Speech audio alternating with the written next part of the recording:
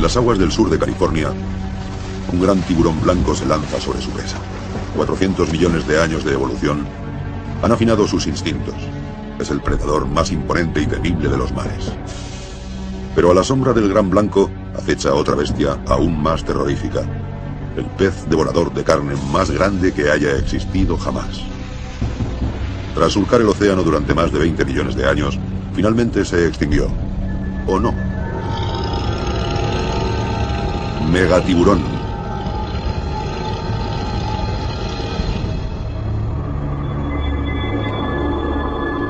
En 1918, el experto australiano en tiburones David Steele fue llamado a los muelles de Port Stephens, en la costa oriental del país, para investigar un extraño relato. Ante un grupo de curtidos pescadores que recogían sus nasas, había surgido del mar un pez monstruoso. Eran hombres familiarizados con monstruos de las profundidades, pero lo que vieron les dejó atónitos. Yo estaba subiendo las nasas y de golpe salió esta cosa del agua y se las tragó, con amarras y todo. El doble de grande que este barco, que no es ninguna chalupa. De un bocado. De un bocado. ¿Qué creen que era? Un tiburón. En aguas australianas no es raro ver grandes tiburones, pero eso no era un tiburón cualquiera. El mar abierto ha tenido siempre un lugar de honor en el folclore y la mitología. Y en su reino no hay criatura que inspire más temor o inflame más la imaginación que el tiburón. En los anales marineros abundan las referencias a encuentros con enormes tiburones asesinos.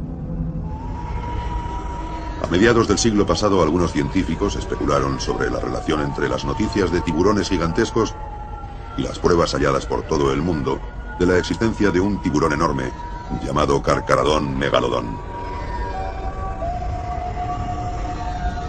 Se acepta generalmente que debía de parecerse al gran tiburón blanco, solo que era 3 veces más grande, pudiendo llegar a medir 17 metros.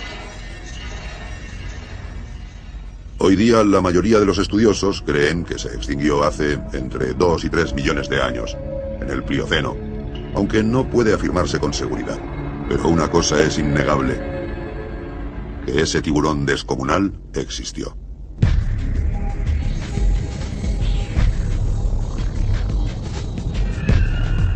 En los mares del mundo viven actualmente más de 350 especies de tiburón, como el tiburón toro, y son grupos tan diversos como numerosos.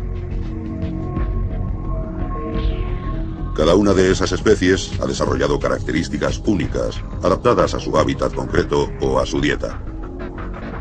El tiburón alfombra manchado, por ejemplo, ha perfeccionado una envoltura de camuflaje para ocultarse en su hábitat del lecho marino. Hay especies de tiburón en casi todos los entornos subacuáticos del planeta, de las heladas aguas del Ártico a profundidades marinas de casi 3000 metros, e incluso, en algunos casos, en las aguas dulces de ríos y lagos. La observación de los tiburones puede resultar difícil, si no imposible. Pero a medida que su estudio científico va reemplazando a rumores y especulaciones, se demuestra lo infundado de muchos mitos relativos a ellos. Pese a la idea generalizada de que son enormes monstruos devoradores de hombres, más del 80% de las especies miden menos que el ser humano, como el suño cornudo californiano, que se alimenta de pequeños peces y crustáceos. De hecho, un tiburón mide de media entre 90 y 140 centímetros. Y las dos especies más grandes conocidas se alimentan por filtrado y son inofensivas, suponiendo, claro, que no queden megalodontes vivos. Basándonos en nuestro conocimiento general de los tiburones y los restos hallados hasta el momento, podemos hacernos una idea razonable del aspecto que tendría este predador gigantesco, el megalodón. Aunque las únicas pruebas con que contamos son sus dientes y unos pocos discos vertebrales de la columna. No se han encontrado más restos de su esqueleto que esos. Esto se debe a que los tiburones no tienen huesos. Su esqueleto está formado íntegramente por cartílago, como el que tenemos nosotros en la nariz y las orejas.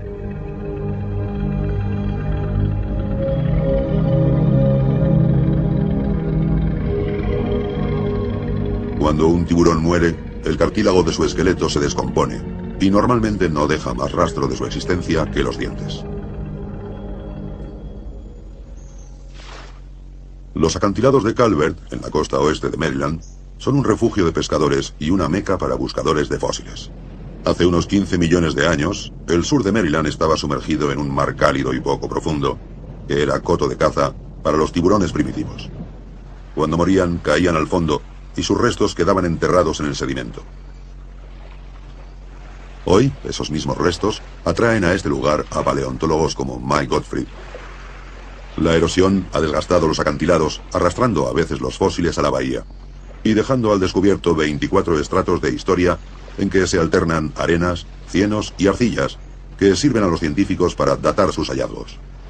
Los acantilados contienen una variedad asombrosa de la vida de hace entre 10 y 20 millones de años, que les ofrece una imagen sucinta del ecosistema dominante en ese periodo.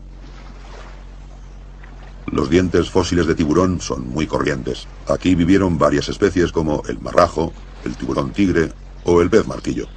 Pero Mike anda buscando al abuelo de todos ellos, el Carcharodon megalodón, un monstruo que reinó en los mares durante casi 20 millones de años.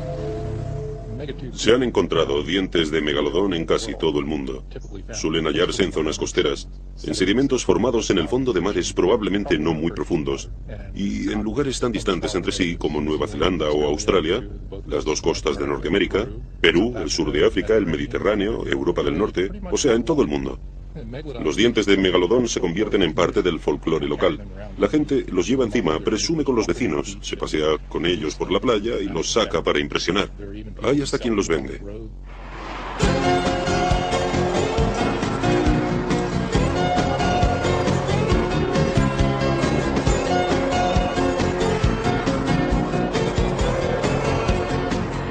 Si quiere dientes de megalodón gigante como estos, aquí estoy. Tuki Douglas, Maryland. Aquí no hay quien no tenga en casa un jarrón lleno de dientes fósiles de tiburón encima de la mesa.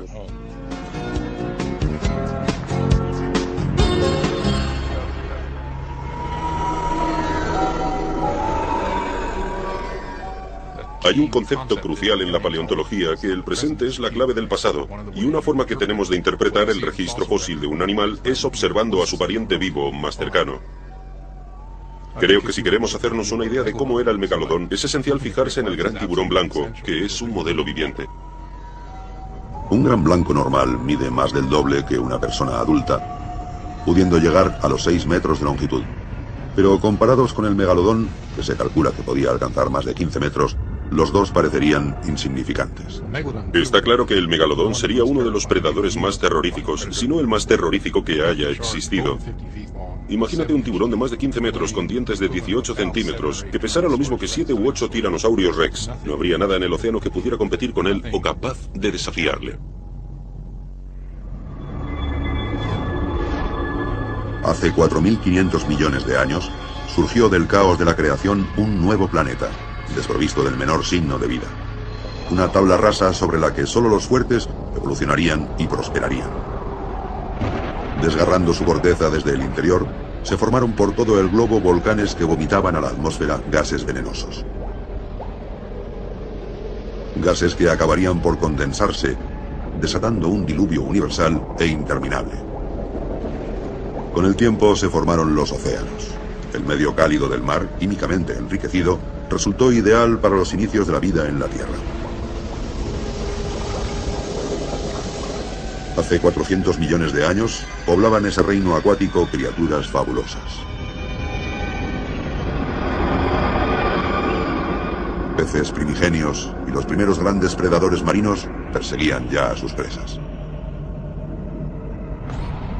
Al igual que los dinosaurios, la mayoría de estos monstruos desaparecieron hace mucho, pero una especie sobrevivió a todos. El tiburón, una obra maestra de la evolución. Y el megalodón fue el rey de todos ellos. El vértice de la pirámide alimentaria es un sitio genial para un predador, pero también muy vulnerable. No tienes competencia, pero si algo trastorna o altera el ecosistema y tú estás arriba del todo, eres muy vulnerable. Es como si te arrancan la alfombra de debajo de los pies. Puedes pasarlo mal si no tienes una gran variedad de presas ahí debajo.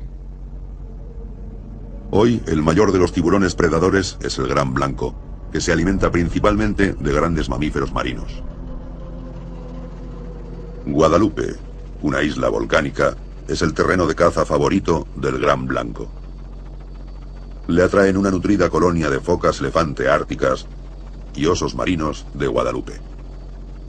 El profesor Gottfried se ha reunido aquí con Peter Kimbley, experto en el Gran Blanco, a bordo del Quest, un barco explorador de 58 metros anclado cerca de la costa para estudiar a estos animales. Confían en que estudiando al variante vivo más cercano del megalodón e incorporando las diferencias anatómicas entre ambos tiburones, podrán trazar un perfil definido del gigante prehistórico. A bordo del Quest, el cineasta Andrew White da la bienvenida al equipo.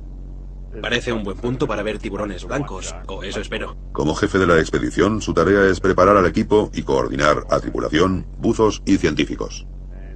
En primer lugar, tenemos a Mike Gottfried, que es paleontólogo de tiburones. Este es un diente fósil de un tiburón blanco gigante, o al menos creemos que era de la familia del gran blanco llamado Carcharodon megalodon. Para que comparéis, este diente es de un ejemplar de la especie actual, Carcharodon carcharias, que medía algo más de 4 metros. Y este es Peter Kimbley. Pete es muy conocido por sus observaciones del comportamiento del gran blanco y el pez espada. El problema de un paleontólogo de tiburones es que solo cuenta con dientes y algún disco vertebral, muy poca cosa. En cambio, yo, que estudio el comportamiento animal, puedo observarlo en vivo en su medio. Antes de poder ponerse en serio a la caza del gran blanco bajo el agua, Peter Kimbley lleva a Mike Gottfried en una de las lanchas de apoyo del Quest a buscar señales de ataques de tiburones en las colonias locales de focas.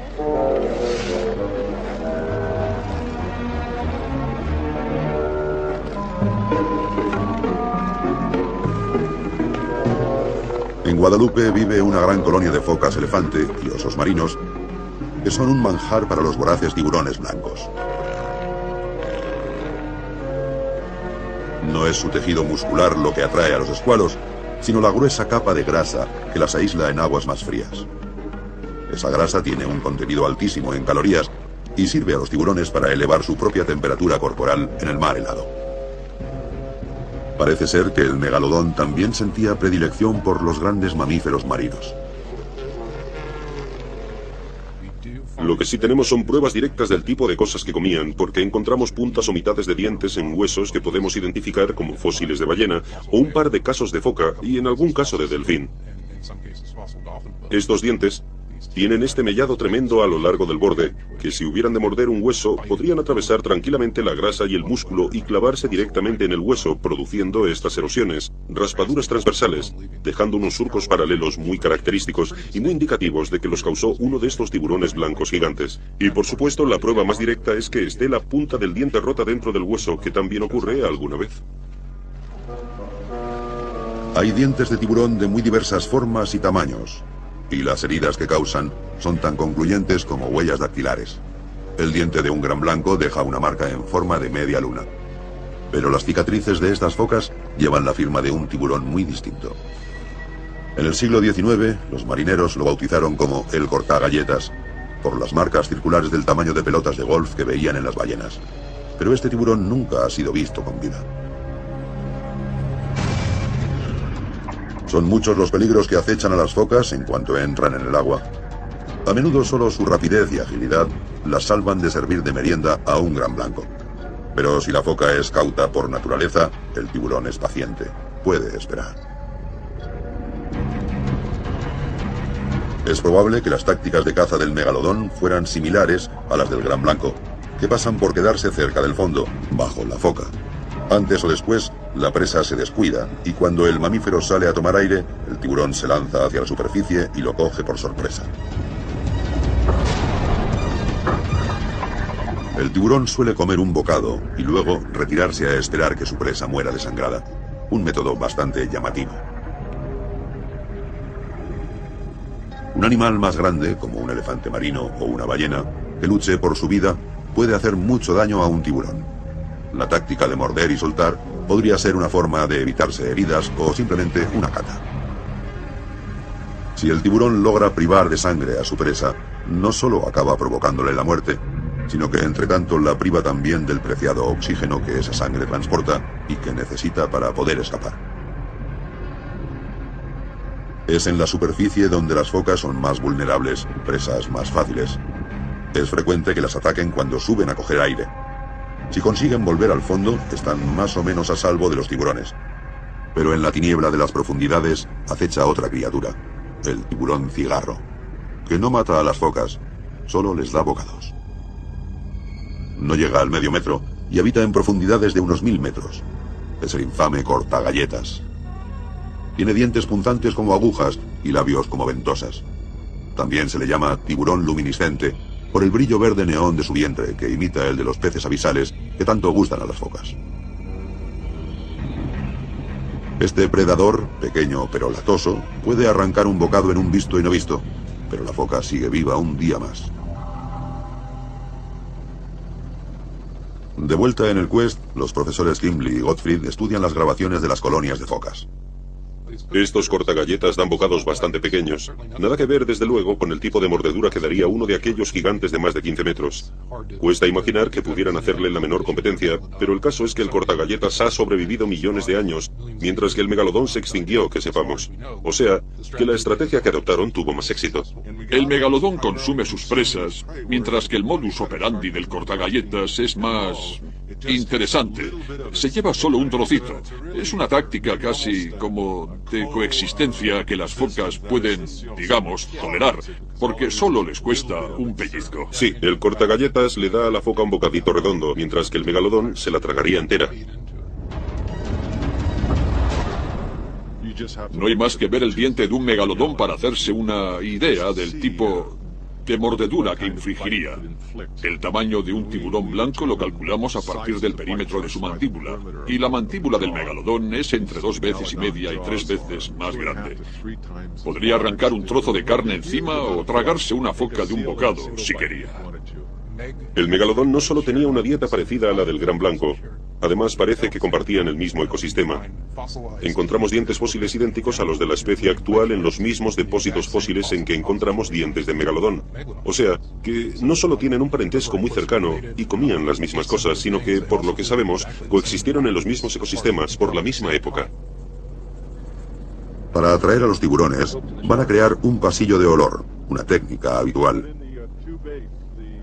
Como señuelo, utilizan sangre de atún, mezclada con agua salada, y aceite de atún, que transporta el olor por el agua, creando un rastro olfativo. Los tiburones perciben concentraciones ínfimas de un olor. Su olfato es tan fino que pueden detectar una simple gota de sangre a 4 kilómetros de distancia.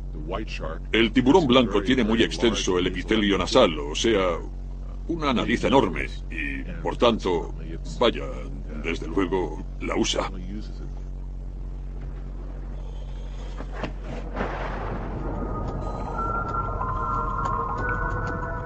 La capacidad olfativa del tiburón es solo un elemento más de una serie asombrosa de armas sofisticadísimas. Sus oídos detectan vibraciones de baja frecuencia, como las del ruido de un pez que se agita en el agua a casi 2 kilómetros. Antes se creía erróneamente que chapotear frenéticamente es una buena manera de ahuyentar a los tiburones. Desgraciadamente, esa técnica insensata ha provocado muchas muertes. El tiburón puede interpretar ese chapoteo como el de un pez moribundo, listo para el golpe de gracia. Para un tiburón, el corazón de un buzo retumba como un bombo.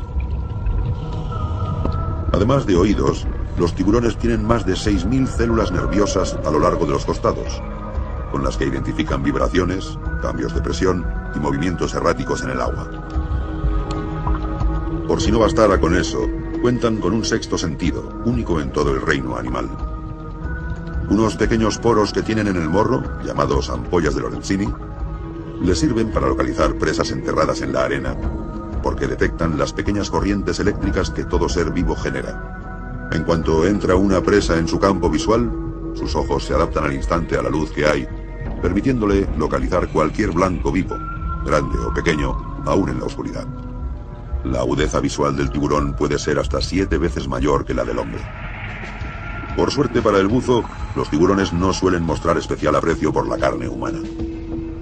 Pero en cualquier lugar que se encuentren, son un predador equipado con un armamento afinado a lo largo de 400 millones de años. Si contaba con un arsenal tan asombroso como este, nada podría detener a un megalodón. La pregunta del millón es ¿por qué se extinguieron los megalodones mientras que el gran tiburón blanco ha sobrevivido hasta nuestros días? Hay quien especula con que las ballenas evolucionaron haciéndose especies migratorias con rutas muy largas, y el megalodón no fue capaz de adaptarse para poder seguirlas, con lo que se vería privado de su fuente principal de alimento. El tiburón blanco y el megalodón vivían en su día en aguas más cálidas. Con el tiempo, el clima se enfrió y el tiburón blanco fue capaz de adaptarse, desarrollando mecanismos para elevar su propia temperatura corporal. Quizás el megalodón no logró desarrollar esa capacidad, con lo que no podía seguir a las ballenas, y eso supuso su ruina. Hay cierta tendencia a considerar a las especies extintas como un fracaso evolutivo, pero el megalodón fue en su día todo un éxito de la evolución. Fue el máximo predador de los mares durante bastantes millones de años. Era un predador terrorífico. La mayoría de paleontólogos han admitido tradicionalmente que el carcaradón megalodón y el carcaradón carcarias, el gran tiburón blanco, eran parientes muy próximos, pero en 1988 una polémica dividió a la comunidad científica. Varios estudiosos sugirieron que la línea evolutiva de ambas especies se había escindido en un momento muy anterior a lo que se venía suponiendo, y propugnaron en consecuencia que el megalodón merecía ser clasificado bajo un género propio, de nuevo cuño, el Carcharodontes. El profesor Gottfried y otros paleontólogos sugieren que las llamativas similitudes entre las columnas vertebrales de ambos tiburones son un fundamento sólido para mantener la clasificación tradicional, Carcharodon. Y además, por supuesto, están los dientes. Prueba número 1. Esto es el diente de un gran tiburón blanco, Carcharodon carcarias, la especie viva de gran blanco. Tiene un tamaño respetable, es de un ejemplar que tendría algo más de 4 metros de largo. Y de un diente como este podemos deducir muchas cosas sobre el tamaño, forma y biología de su pariente fósil gigante, Carcharodon megalodon o tiburón grandiente. Este diente tan espectacular es del que quizás sea el ejemplar de tiburón predador más grande que se conoce, que por el tamaño del diente mediría más de 15 metros. Y los paleontólogos que estudiamos los tiburones no contamos con más evidencia que esta. Creo que sí que es pertinente observar a los tiburones actuales y a los parientes de otros animales prehistóricos porque nos pueden dar pistas sobre su conducta, su ecología. El tiburón blanco tiene una relación muy cercana con el megalodón, y estas similitudes anatómicas que vemos se traducirían muy probablemente en comportamientos similares. Volvamos a bordo del Quest, donde el equipo se prepara para bajar con los tiburones. El jefe de la expedición, Andrew White, conoce los peligros que eso entraña y confía en la experiencia y una preparación minuciosa. Llevo casi 20 años tratando y buceando con tiburones. Y si hay una criatura en el mar a la que hay que tenerle respeto, es el gran tiburón blanco. Pueden ser muy traicioneros, se mueven muy despacio y de pronto se te echan encima como un rayo.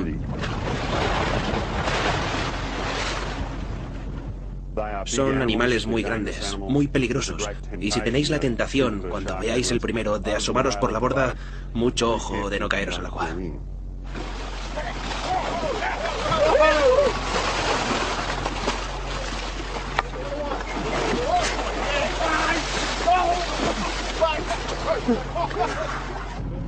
El Quest está muy preparado para los grandes blancos. Además de con 2 jaulas antitiburones, está equipado con 2 sumergibles que permiten a los buzos seguir y observar a los escualos lejos del barco. ¿Todo el mundo listo?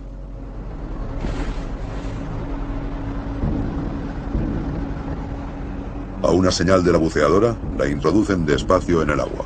La jaula está pensada para resistir la presión de las potentes fauces de un gran blanco. Pero un megalodón con sus 53 toneladas y la fuerza de sus mandíbulas seguramente la aplastaría como si fuera una lata de aluminio.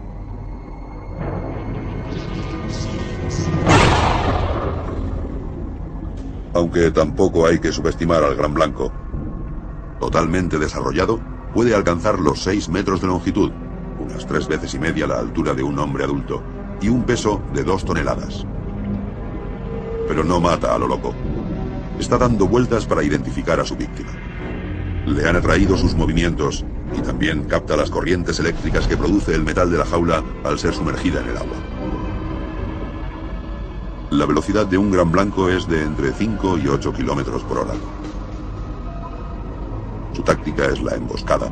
Acecha a su presa desde atrás y desde abajo. y de pronto se lanza sobre ella como un rayo. Se sabe que a veces los tiburones atacan a bañistas y luego los sueltan, lo que sugiere que no les entusiasma la carne humana. Ven algo pasar, lo siguen y luego deciden si se lo comen. Y si es algo muy magro, poco nutritivo, lo escupen. Ahora si deciden, sí, es una foca y ya la he seguido bastante rato, entonces sí que la muerde bien fuerte y no la suelta. En los últimos 100 años, solo se han atribuido al gran blanco 74 muertes en todo el mundo. Un número muy pequeño, teniendo en cuenta la cantidad de gente que se baña en el mar cada año. Igualmente, es muy improbable que el hombre hubiera sido un bocado sustancioso para el megalodón, en su permanente empeño en saciar su necesidad de alimento y energía. Así y todo, habría que ser muy idiota para meterse en el agua con aquella bestia descomunal.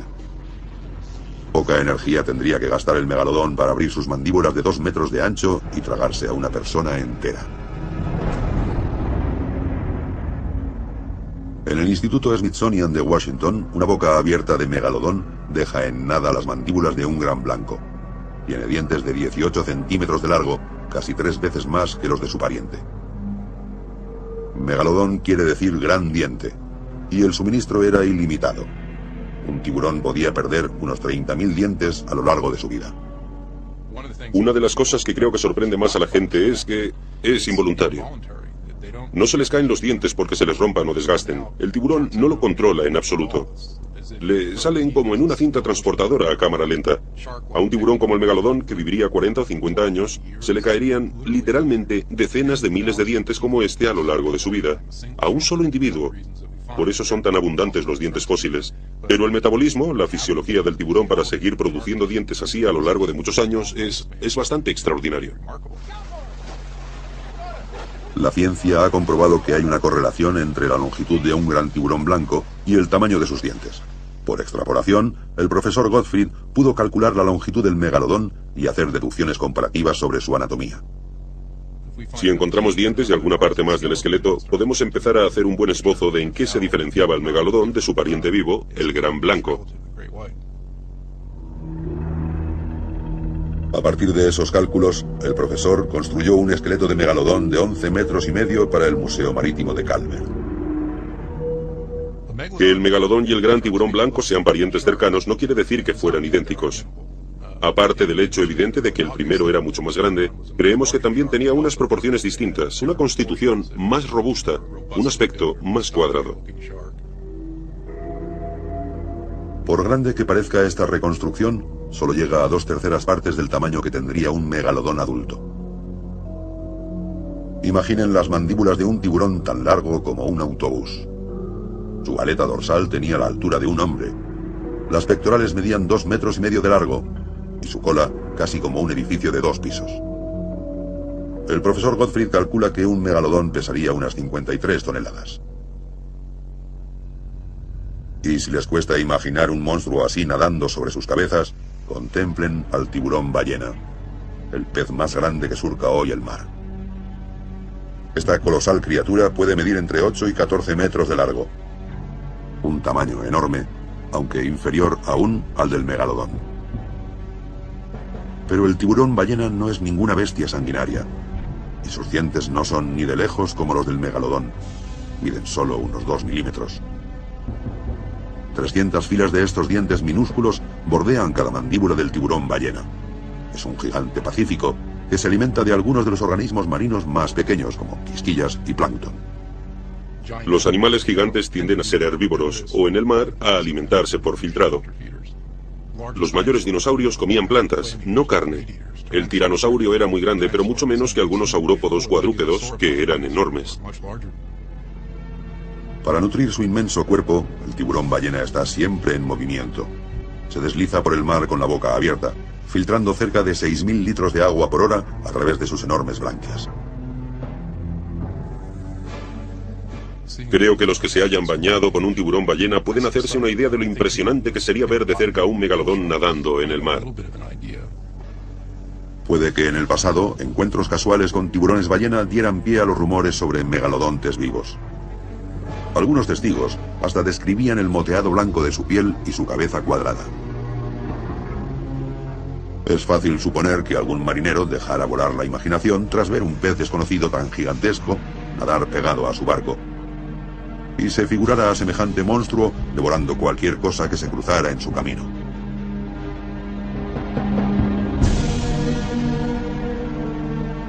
La primera vez que se identificó a este animal fue en 1828, en la costa de Sudáfrica, pese a que lleva 30 millones de años surcando los mares, y los compartió con el megalodón. Pero el tiburón ballena no necesita habilidades de cazador, ni un radar especial para encontrar comida, ni armas secretas, ni tácticas de ataque. Mientras que el megalodón tenía que ser astuto y acechar a sus presas, las ballenas barbadas, el mamífero más grande que ha existido.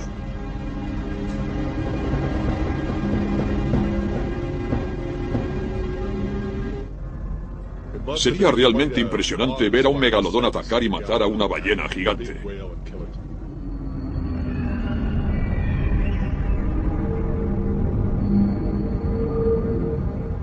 Cuando un tiburón como el megalodón avistara su objetivo, no habría virtualmente nada que pudiera detenerlo.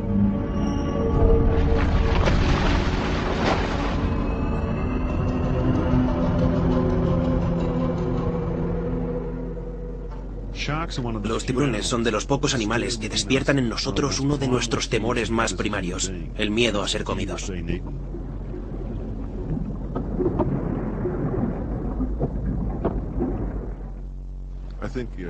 Creo que lo que reflejaba muy bien la película Tiburón, y otras en que se ve a un tiburón acercarse a una jaula con alguien dentro y morderla, vemos eso y casi nos figuramos que nos muerde a nosotros. Tiene una especie de fascinación morbosa, la emoción de algo que es más grande y temible que nosotros. ¿Pero seguro que el tiburón es más peligroso que el hombre? Por cada persona atacada por un tiburón, hemos masacrado a más de 1 millón de tiburones.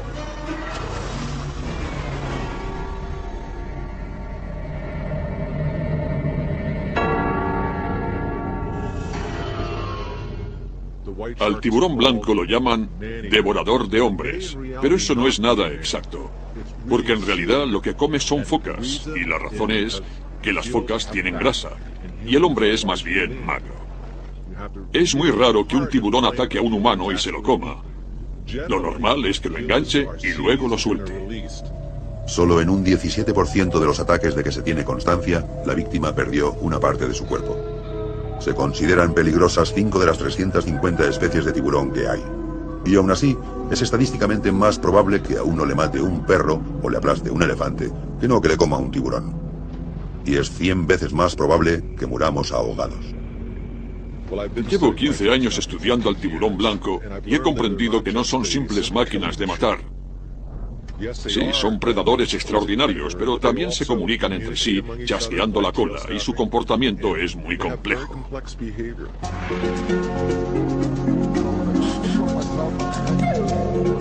A lo largo de las últimas décadas, en que los avances tecnológicos han facilitado el acceso a los tiburones, un conocimiento más informado ha ido eliminando muchas fantasías y prejuicios. Dar de comer a estos animales en condiciones seguras es hoy una experiencia común para turistas en poblaciones costeras de todo el mundo. Es un animal muy sensible. A veces se te acerca hasta 5 centímetros de las gafas. Está tratando de sentir qué tal te cae. Abisa Ibati, natural de Tabú, Fiji, lleva 16 años alimentando tiburones en torno a la isla de Moala. Ahora comparte esos encuentros 2 veces por semana con los 5.000 turistas que pasan al año por su centro de submarinismo.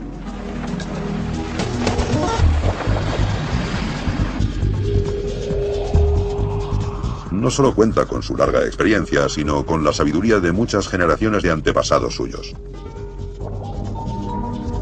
La cultura tradicional siempre ha venerado al tiburón como a un dios y abunda en relatos sobre su amistad con el hombre. Según las leyendas locales, el tiburón es protector del pueblo Fiji, y ahora Api le corresponde, animando a turistas de todo el mundo a descubrir personalmente la verdadera naturaleza y la belleza de los tiburones.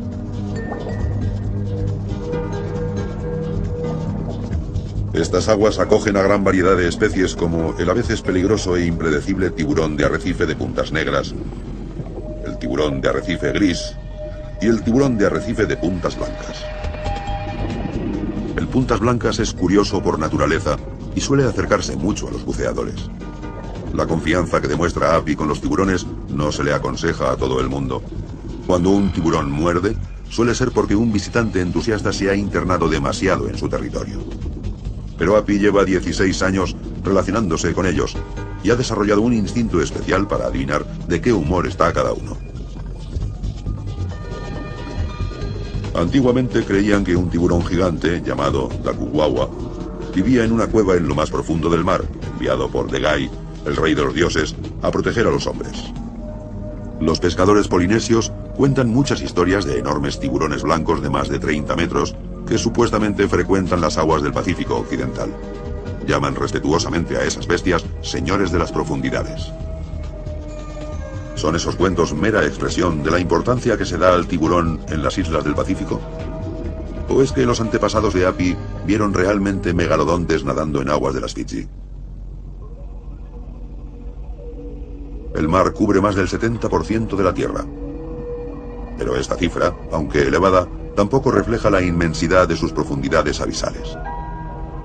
Se calcula que el 98% del espacio habitable de nuestro planeta azul está sumergido. Sin embargo, es sencillo.